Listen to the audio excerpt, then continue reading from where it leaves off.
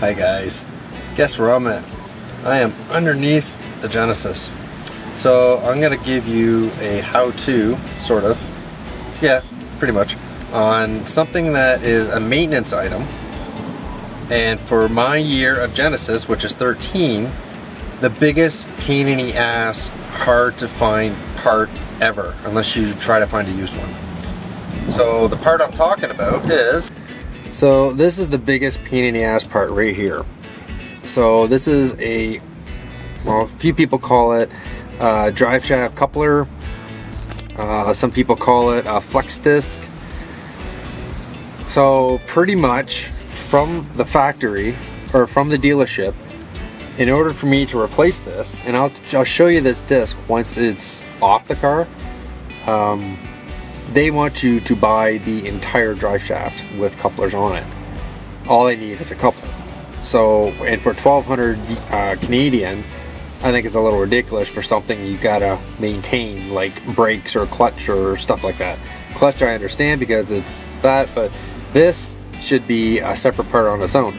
And it's only after 13. So 13, 14, 15, 16, you've got to buy the whole freaking drive shaft, which is ridiculous. So in order to take this sucker off, you have 6 bolts. 3 that are reverse thread, which are these ones right here. So the ones that the nut faces toward the front of the car are reverse thread. So you have to take those off reverse. And then the other ones are normal, so they just come off. And then you got to take a pry bar, probably, if I can get in there, so right in there, there's a slot to try to get the drive shaft off. And then the coupler should just come right off and you're good to go. So I'm gonna get this off and I'm gonna have a little inspection and we'll see. Give me a sec.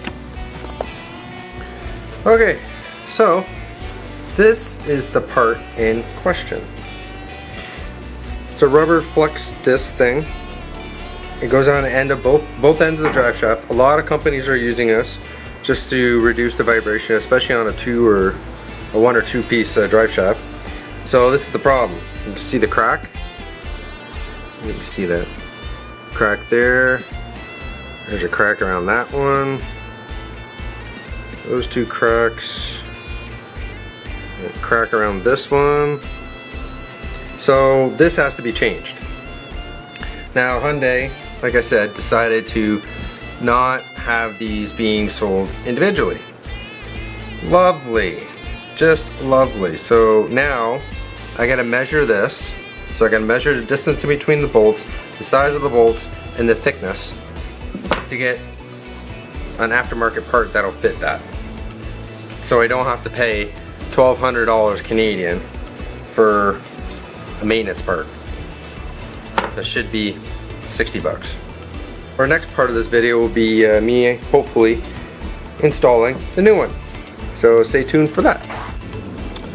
Okay, we are back underneath the car. This is the new one. I put it on.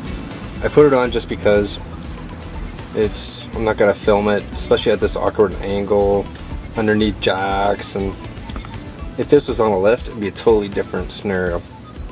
So a tip, these are, which ones? No, these are the reverse threads ones. Put those in before you even put the coupler on, because once you get it on the shaft and on the diff, you can't get them in. So put the reverse threads first and make sure that the nut is facing toward the front of the car, and then the standard ones, the nut faces the rear of the car.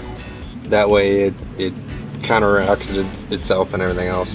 And be patient because it does go on. It's just a little bit of prying, and once you get it on, it's no problem. Just put your bolts in and make sure you torque them down to 90 pounds on your torque wrench, and take it for a toot. And I will leave in the bottom, I will leave the part number, because mine is a 13 and apparently 13s were almost impossible to find. Well, I found one exact match, so I'll leave the part in the bottom, and hopefully this is going to work. Otherwise, I have to spend $1,200 on the drive shaft or get a used one. But this one bolted in no problems, so I don't think I'm going to have any issues. So thanks for watching. Subscribe. Any questions, leave them down in the comments, and I'll see you next time.